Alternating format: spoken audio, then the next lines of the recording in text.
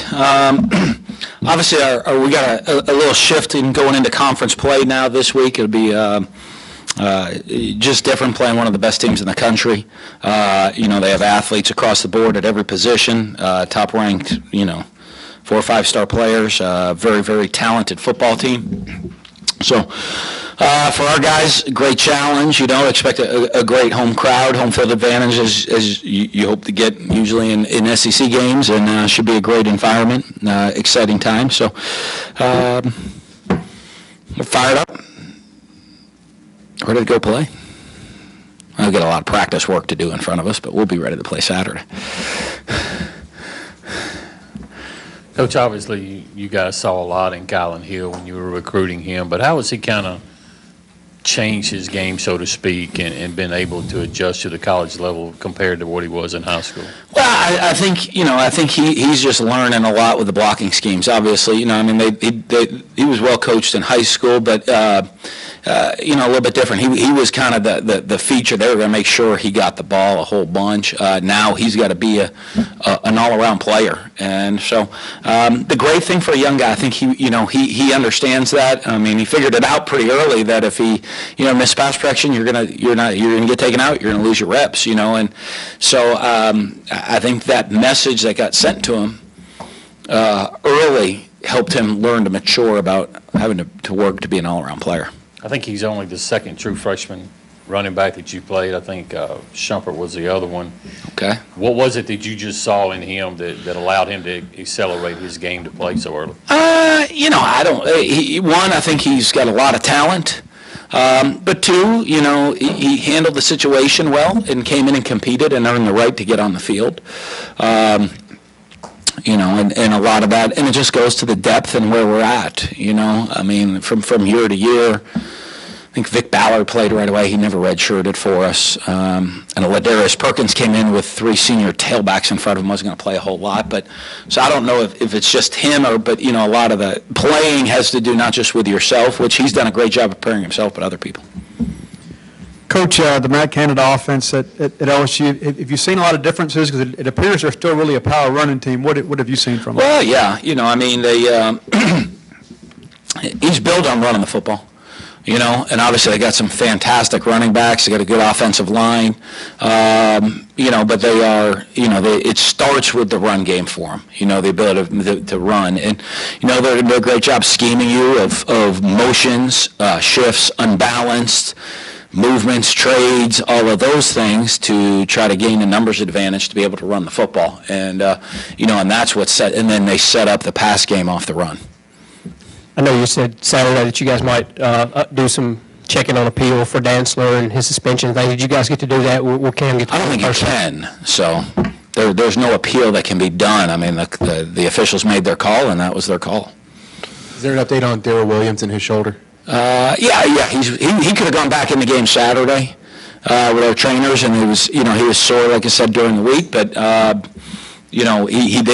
Our trainers cleared him to go back in the game Saturday, and at that point we were playing well and just decided to let him get healthier. Yeah, and what did you think of Michael's story? How did he look on film afterward? Yeah, I thought did well. I thought our offensive line as a whole played pretty solid during the game, and part of it is there's some good things. First 2 games we've been able to get some guys in there.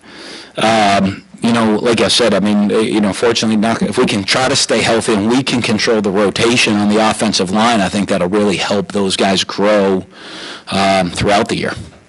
Hey, Dan, have you guys made a decision yet on Malik Derry? No. I know he really wants to play this week. He's on the edge this week, so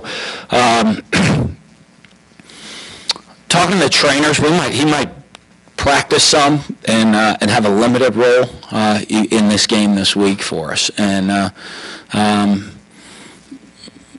just see how he does. It's up in the air. He hasn't gone full practice yet, but he might practice this week. Was that your follow-up? Has he practiced yet? There we go. I saw you leaning out. I figured I'd get that in before. Ever everybody, saw the spectacular things Simmons did in the game on Yeah. Saturday, blocking the punt, the touchdowns, all that stuff. Play to play, 40, 50 snaps a game, is he where you want to be, and what makes him kind of dominant in the middle of the defense? He's really getting there, and that's what I'm excited about. This being a second-year player, had success last year. Had some success. Got an accolade or two last year, but I've really seen him take up the game into trying to be a much better fundamental player every single snap instead of, obviously he's a gifted athlete. You can see that with some of the special plays that he makes, but he's really worked hard in understanding the fundamentals of the game and being where he's supposed to be, when he's supposed to be there, how he's supposed to be there, and do every little detail properly. Coach, Nick began the game 2 for 8 and then ends the game 10 for his next 10. Good. What'd you guys do to kind of get him in a rhythm there?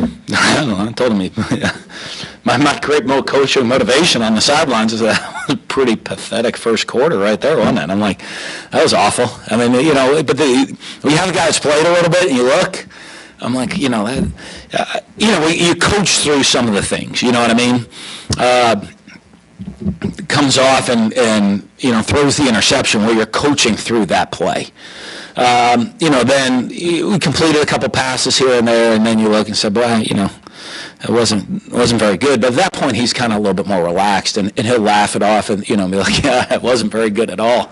But it keeps him calm and understanding what's going on. So, you manage the personality at the right time, and then make sure you're coaching at the right time, just to keep his head screwed on straight. And you got the things you need to teach, and then motivationally and confidence-wise, you got to build that up different ways.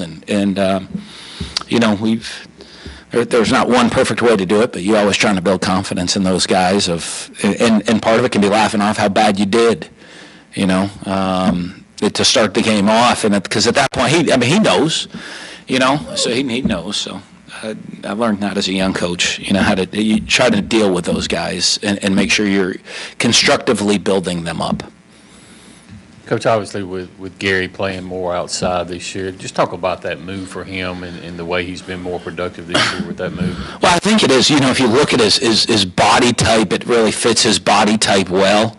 He's got length, he's got size, he's got some athleticism, and does make him tough because he's got the size and instincts being an outside backer, the physicality to be able to hang in there on the run, but the athleticism to to disrupt the pass game some is a big help, and so it's I'm happy for him because you see him playing at a much higher level now. You made the move on the extra points to go with Chrisman. How do you feel about him? And was it just a low trajectory or? Yeah, as I talked to Tucker, I said, hey, we got to score the points in the game. And, my whole deal to Tucker is, you saw him, he came back in and kicked the ball right out of the end zone. I said, I need to see the Tucker I see at practice consistently in games, but and the confidence that he has in practice, and even when he was competing in practice and put him in pressure situations in practice, he had kind of a swagger confidence to him. So it's not that he can't do it. It's him having the confidence to go out there and do it. You saw he kicked a great field goal early in the game. We put him in even after made the switch in PATs. He goes out and kicks off. They kind of had the funky one where I think we were still in a TV timeout, but the official handed the ball and said, okay, and he missed one. But he was telling me as he was running the ball, the official's like, whoa, stop. And so I'm like, what happened? And he's like, he was yelling at me to stop right when I'm about to kick the ball. But he came back at a second kick and kicks it right out of the back of the end zone. So we're going to continue to work on him. That's not permanent, obviously. And I was excited. Jace had the opportunity to come in and took advantage of it. And so we'll see how those guys keep going at practice this week. So you guys expect to go back today on those PATs? We'll see. I want to see a practice this week. You know what I mean? It's. I don't know in a game anybody's done enough to just say they're the guy, you know what I mean? So we got to just see how practice goes and then how that translates into Saturday. They're both, you're talking about all a true freshman, a redshirt freshman, and then, I mean, we could go to Lawless coming in, but who's, be a first-year player, just got here. As another guy, he's done really good in practice, with the possibility of redshirting him because he hasn't played yet. And so, all of that's still on the table. When Nick drops back to pass, do you think his receivers are getting enough separation? Sometimes they do, sometimes they don't, They run a really good route, they do. If they don't run a good route, they don't sometimes. But, yeah, there's guys, it's all depends, to me it is a lot of it comes, what I've seen with him is that slight, the slight heels. I don't see him making a lot of the interception was a bad throw.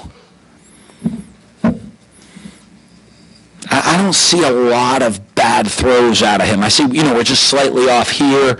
You can tough ball to catch, take a little bit off that throw. Just little things that'll help improve his completion percentage. And you saw that, I think, after the first quarter of the game the other night. He kind of settled in and started making more plays. So, I think a lot of that's just on him, making sure he's making all the right decisions. You mentioned LSU showed a lot of motions and shifts and things like that in their first couple of games. How do you react to that defensively, especially since they seem to have gotten good at snapping the ball pretty quickly once they make that shift? Well, that's part of their offense, of what they do. So you just, we got to practice it this week, a very different offense. It'd be the third completely different offense we've seen in 3 weeks, to go from the wishbone to a team we had to prepare for possible, real up-tempo offense. I think how the game went, we were able to control the tempo of the game Saturday night, not let, Louisiana Tech get into their super fast tempo offense. This week we got a week to practice it, of adjusting and getting lined up to all the shifts and motions and trades that they do, and being ready to go when the ball was snapped. Coach, Ed's been a head coach in this league before, and he's back home at LSU. Just what do you see out of Ed and his coaching style? Is he matured during his journey, or what do you see in him? I don't know. Mature is a different word, I don't. Depends, we're all mature and immature. I guess it depends when you come see me. You come out of my boat with me in the summertime, I might think, boy, hasn't matured much as a coach right there. He's out there surfing, having a good time. No, I think, Fred, I think Ed is, has had the opportunity to be a head coach. When he had the opportunity to be a head coach. I'm sure he learned a lot from it. Didn't get the opportunity to do it. I've been very fortunate here. I've made a lot of mistakes as a head coach, and I've been able to remain being a head coach to learn from a lot of those mistakes. Not everybody in today's world gets that opportunity. And, so you're hoping you get a second chance, which he did. And he did. You see what he did at USC when he got that second opportunity to be a head coach and what he's learned to do and, how to handle a program. And so, I know he's a great motivator,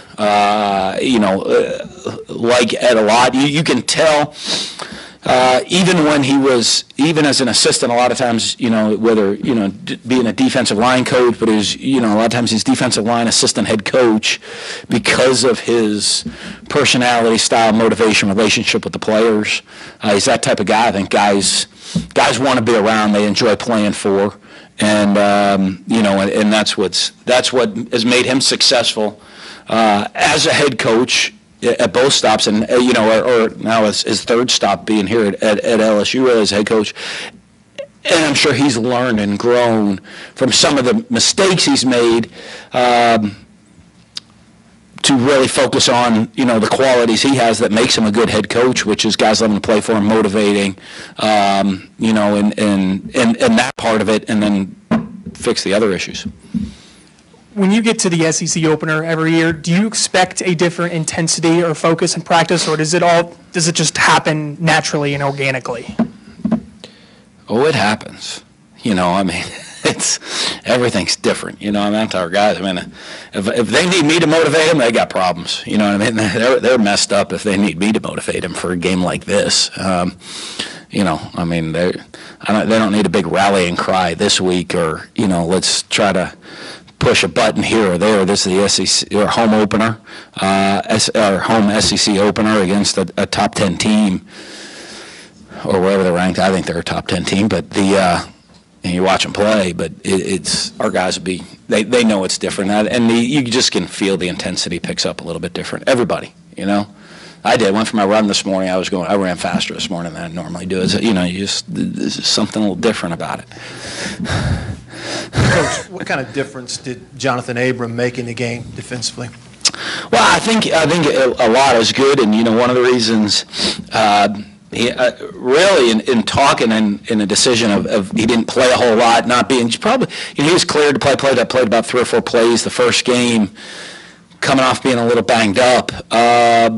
Was, you know, we were going to have to play a lot of nickel and dime and play with more DBs. And so, you know, making sure he was healthy and ready to go in game 2 was really important. And it was, you know, we were able to create advantageous matchups for us out there on the field, you know, with keeping certain athletes out there and more DBs out there, and that certainly helped.